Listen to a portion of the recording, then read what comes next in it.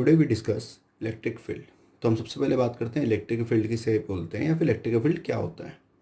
तो इसको समझने के बाद हम समझेंगे इसका बिहेवियर क्या होता है, इलेक्ट्रिक फील्ड के अंदर चार्ज का क्या बिहेवियर होता है, चार्ज किस तरह से बिहेव करता है इलेक्ट्रिक फील्ड, या फिर इसके आसपास जो भी ये चीज़ समझने के बाद हमें समझ में आएगा वहाँ चार्ज का बिहेवियर कैसा होगा, इस चीज़ को समझते हैं। तो सबसे पहले हम समझते हैं इलेक्ट्रिक फील्ड को, मतलब जैसे हिंदी में इसको बोलते हैं विद्युत क्षेत्र। तो विद्युत क्षेत्र या इलेक्ट्रिक फील्ड के लिए हम क्या कह सकते हैं, जैसे कोई चार्ज है, इस चार्ज के आसपास का जो एरिया होगा जहाँ पर ये क्या कर रहा होगा, किसी दूसरे आने वाले चार्ज के ऊपर अट्रैक्शन रिपल्शन टाइप का फोर्स लगा रहा होगा। तो हम कह सकते हैं किसी चार्ज के आसपास का एरिया ही इसका, इस चार्ज का क्या कहलाएगा, इलेक्ट्रिकल फील्ड। मतलब surrounding the area of charge it's called its electric field. ये इसका खुद का इलेक्ट्रिकल फील्ड कहलाएगा। किसी भी चार्ज के आसपास का एरिया ही क्या कहलाता है, उसका खुद का इलेक्ट्रिकल फील्ड। मगर अब ये डेफिनेशन सिंपल हो गई, इसको लिख नहीं सकते। तो एक स्टैंडर्ड डेफिनेशन कैसे लिखते हैं बेटा, ध्यान दीजिए। Region around a charged particle charged particle within which a force would be exerted on other charge particles। हमने क्या बोला बेटा, एक ऐसा एरिया, कहाँ पर एरिया, तो चार्ज के आसपास, अराउंड मतलब आसपास। तो चार्ज के आसपास का एक ऐसा एरिया जहाँ पर किसी और चार्ज को, किसी अदर चार्ज को अगर हम लेकर आए तो उस पर क्या होता होगा, एक फोर्स लगता होगा। That area is called electrical field. तो अब हम डिस्कस करते हैं बेटा इलेक्ट्रिकल फील्ड इंटेंसिटी को। इंटेंसिटी मतलब तीव्रता। तो इलेक्ट्रिकल फील्ड इंटेंसिटी मतलब विद्युत क्षेत्र की तीव्रता। किसी भी एक बिंदु पर विद्युत क्षेत्र कितना तीव्र होगा, कितना स्ट्रांग होगा, कितना वीक होगा, यही सब क्या है उसकी इंटेंसिटी। तो हम इसको क्या लिख सकते हैं बेटा, देखो, इट इज दी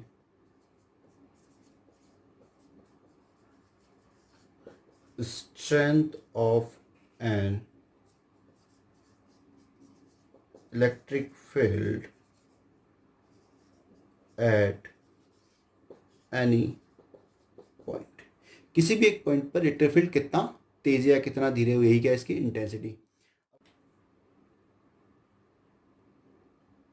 तो इंटेंसिटी का फॉर्मूला क्या होता है बेटा, E vector is equal to F vector upon q zero. समझ मेरी बात। तो अब आपके पास है ना दो नाम आते हैं बेटा, एक होता है टेक्स्ट, एक होता है सोर्स। अब जब आप आगे डिस्कस करेंगे तो ये दो नाम आपके लिए बहुत इंपॉर्टेंट है। पहले हम थोड़ा सा इसको डिस्कस करते हैं, इनके बाद समझेंगे ये सब क्या होता है। तो जब हम बात करते हैं इसकी, तो इलेक्ट्रिकल फील्ड क्या है। तो अब हम बेटा बात करते हैं कुछ इंपॉर्टेंट फैक्ट्स के बारे में। इंपॉर्टेंट फैक्ट्स, किसी पॉइंट पे इलेक्ट्रिकल फील्ड इंटेंसिटी है, टोटल इलेक्ट्रिकल फील्ड कितना स्ट्रॉन्ग है कितना वीक होगा पता करने के लिए हम क्या यूज़ करते हैं, E vector is equal to F vector upon q zero. इसका मतलब क्या है, तो जैसे मान लो ब्रह्मांड में कहीं पे एक चार्ज क्यू है बेटा, दैट इज सोर्स चार्ज। समझ मेरी बात, ये क्या है, सोर्स चार्ज। तो इसके आसपास इसका इलेक्ट्रिकल फील्ड होगा एक। आप ब्रह्मांड के किसी दूसरे कोने से एक टेक्स्ट चार्ज क्यू जीरो क्या कर रहे हो, इस इलेक्ट्रिकल फील्ड के अंदर लेकर आ रहे हो। जैसे इस इलेक्ट्रिकल फील्ड पे आर डिस्टेंस पर लेकर आ रहे हो, इसको उठा कहाँ लेकर आ रहे हो, यहाँ पर।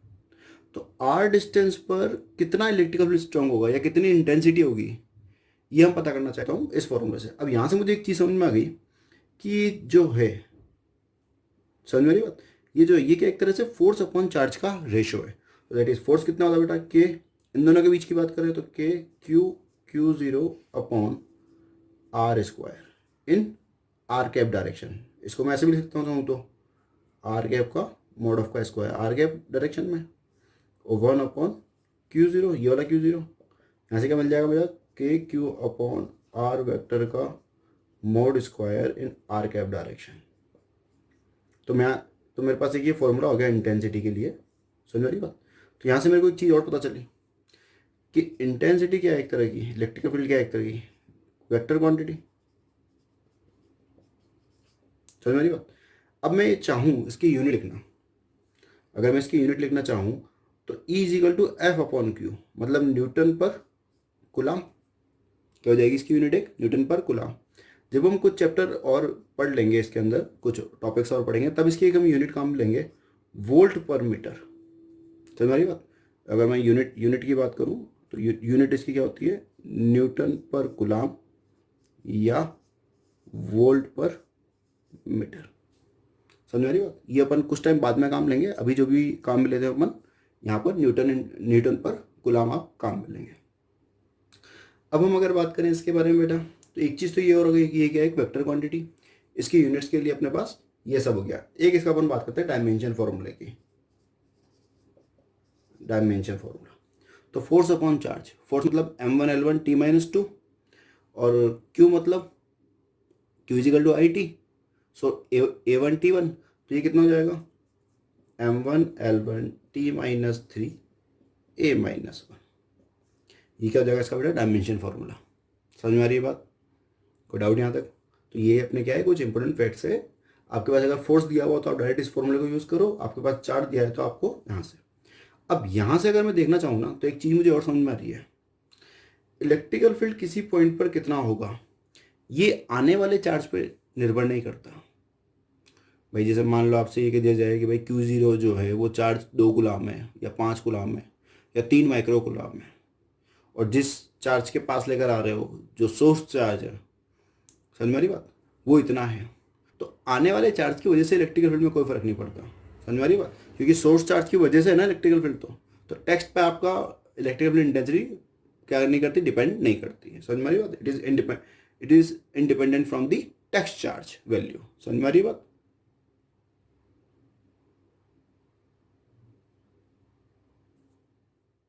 बात याद रखना बेटा, जैसे मान लीजिए ये कोई रेजिस्टेंस है, कोई कंडक्टर है, इस पर आपने क्या करा, एक बैटरी जोड़ दी या सेल जोड़ दिया, ठीक है ना, V वोल्ट की बैटरी या V वोल्ट का एक सेल जोड़ दिया। तो देखो इसके अंदर क्या होंगे, पॉजिटिव चार्ज भी होंगे और नेगेटिव चार्ज भी होंगे। जब आप इस पर बैटरी अप्लाई करोगे तो ये प्लस और ये माइनस।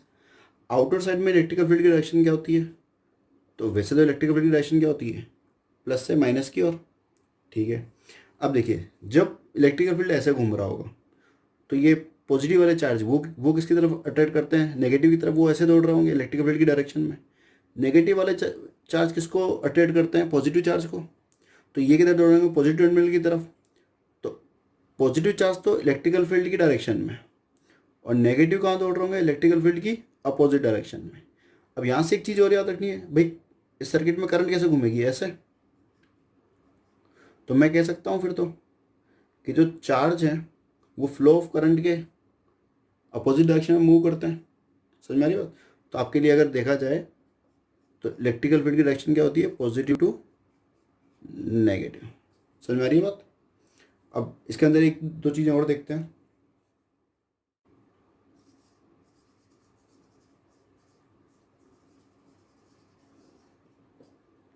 अब जब हम बेटा यहाँ पर बात करते हैं ना चार्ज की, तो हम दो नाम बोलते हैं बार बार। एक होता है सोर्स चार्ज और एक होता है टेक्स्ट चार्ज।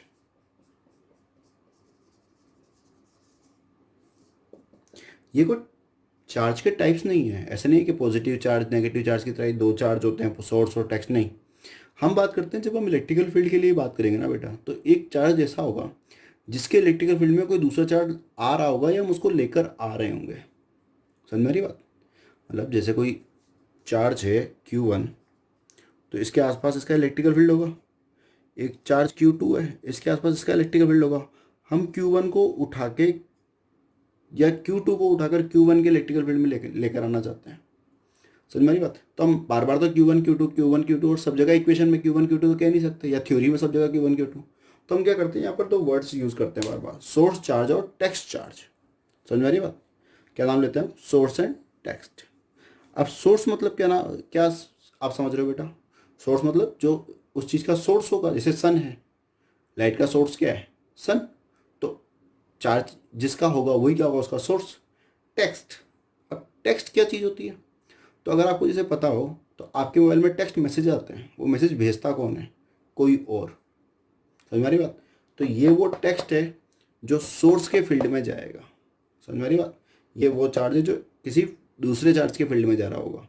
तो जिसका फील्ड होगा उसे सोर्स चार्ज, और जो उसके फील्ड में जा रहा होगा उसे टेक्स्ट चार्ज कहते हैं। देखो इसको लिखेंगे कैसे? It is the charge which is responsible for producing the electric field. वो चार्ज जो क्या है, रिस्पॉन्सिबल है किसके लिए? इलेक्ट्रिक फील्ड के प्रोडक्शन के लिए, या फिर जो इलेक्ट्रिक फील्ड क्या कर रहा है, प्रोड्यूस कर रहा है। समझ में आ रही बात? क्या कहलाएगा बेटा? Source charge. अब टेक्स्ट चार्ज के लिए हम क्या लिखेंगे? It is a very small charge on which the electric influence of source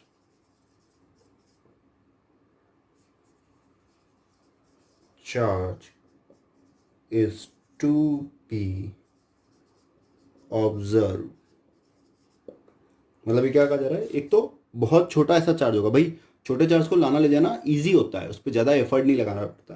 तो हम एक ऐसा स्मॉल चार्ज होगा जिसको क्या करता है, वो electrical influence of source charge का जो इलेक्ट्रिकल इन्फ्लुएंस है उसके आसपास का जो एनवायरनमेंट है उसमें क्या करते हैं, हम इसको ऑब्जर्व करते हैं। जिस चार्ज को ऑब्जर्व करते हैं वो क्या, उसका टेक्स्ट चार्ज कहलाता है। समझ में आ रही बात? सिंपली आप ऐसे याद रखिएगा, टेक्स्ट चार्ज वो चार्ज है जिसको आप क्या कर रहे हो, किसी दूसरे चार्ज के इलेक्ट्रिकल फील्ड के अंदर लेकर आ रहे हो। समझ में आ रही बात?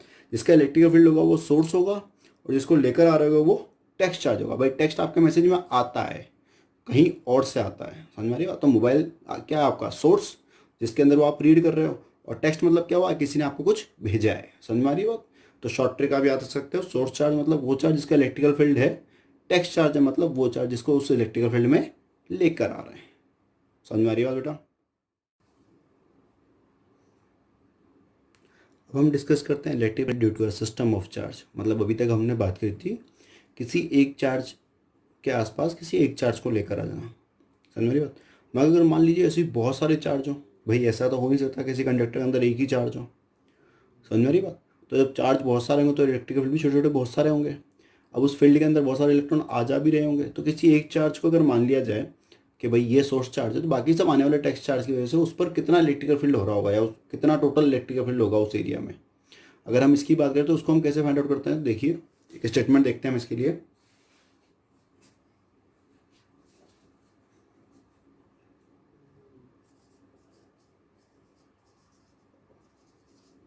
According to principle of superposition of electric field, the electric field at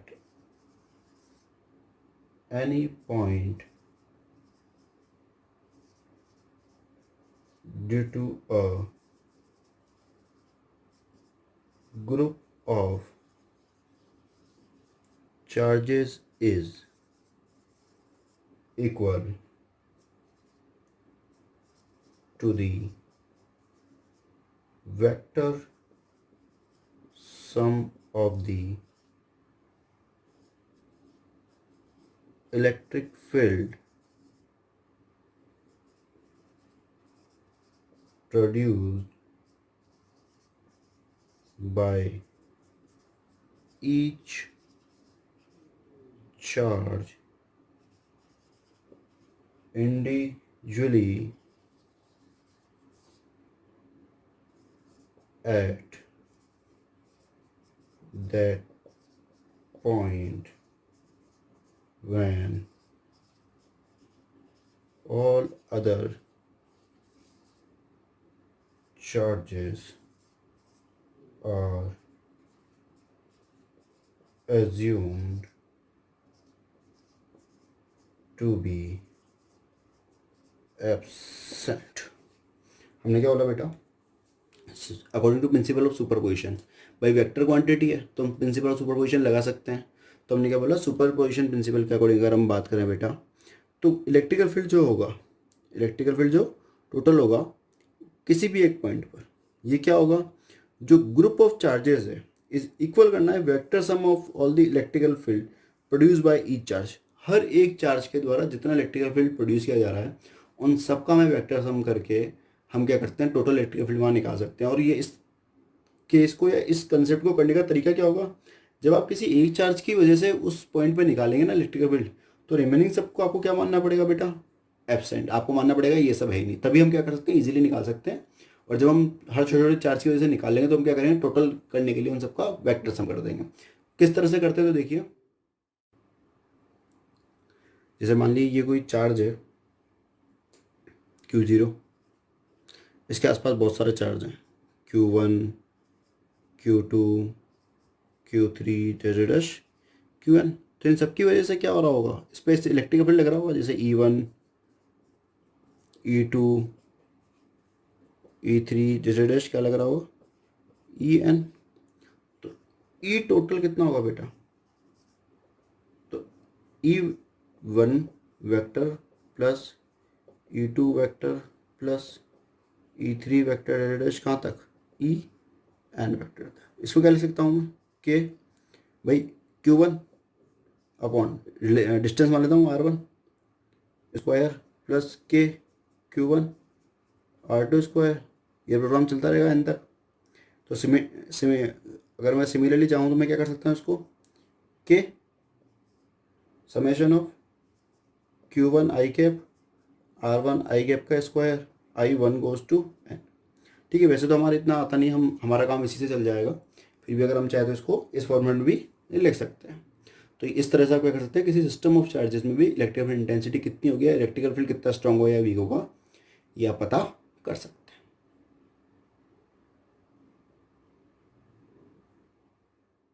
हम बात करते हैं बेटा इलेक्ट्रिकल फील्ड लाइंस के बारे में। इलेक्ट्रिकल फील्ड लाइंस क्या होती है, तो बेसिकली हम इसको एक सिंपल लैंग्वेज में ऐसा बोल सकते हैं कि कोई भी पॉजिटिव चार्ज जब किसी फील्ड में प्रेजेंट होता है तब वो जिस पाथ पर मूव करता है वही क्या उसकी इलेक्ट्रिकल फील्ड लाइंस। इसे हिंदी में बोलते हैं विद्युत बल रेखाएं, विद्युत क्षेत्र में बल रेखाएं या फिर विद्युत क्षेत्र रेखाएं।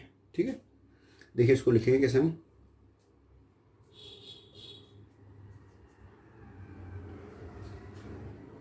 It is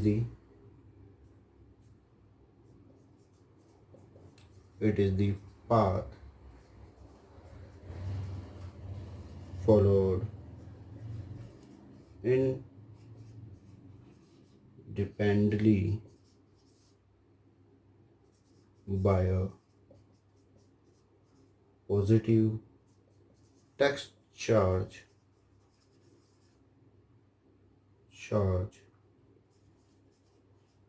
when placed in an electric field। तो हमारी बात मतलब क्या है, जब किसी पॉजिटिव टेक्स्ट चार्ज को आप किसी इलेक्ट्रिकल फील्ड के अंदर रखते हो तो वो जिस पाथ से होकर क्या करता है, इंडिपेंडेंटली फ्रीली मतलब मूव करता है, वही क्या है उसका इलेक्ट्रिकल फील्ड लाइंस होती है। अब इलेक्ट्रिकल फील्ड लाइंस किस किस तरह से बिहेव करती है भाई, जैसे हमने बात करी पॉजिटिव चार्ज और नेगेटिव चार्ज, तो अब इसकी प्रॉपर्टीज भी देखनी पड़ेगी। तो एक चीज़ याद रखिएगा, पॉजिटिव चार्ज से हमेशा ऐसा लगता है जैसे इलेक्ट्रिकल फील्ड लाइंस बाहर की तरफ जा रही हैं, समझ आ रही बात, जबकि नेगेटिव में क्या होती है, अंदर की तरफ जाती है।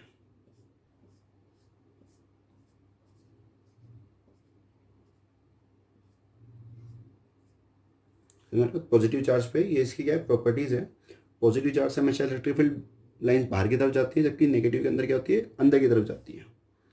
सेकेंड प्रॉपर्टी की अगर बात करूँ तो जैसे मान लो कहीं पे पॉजिटिव चार्ज और नेगेटिव चार्ज दोनों रखे हुए हैं, तो इलेक्ट्रिक फील्ड लाइंस कैसे होंगी, इस तरह से। प्लस से माइनस क्यू। समझ में आ रही है बात? आगे देखते हैं। अब अगर मान लीजिए दो प्लस चार्ज एक दूसरे के पास आ जाए तो ये क्या करेंगे, रिपल करते हैं जिसे हम जानते हैं। तो ये क्या हो जाएगा, जैसे इस तरह से ये इस तरह से बिहेव करेंगे एक दूसरे के आसपास, प्लस से निकलेंगी, इसमें भी क्या हो जाएगा इस तरह से।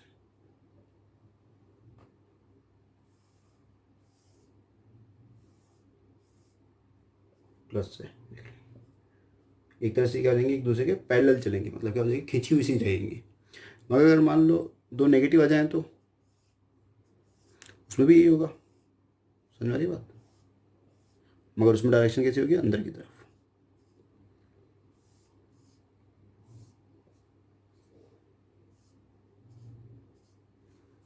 समझ में आ रही है बात?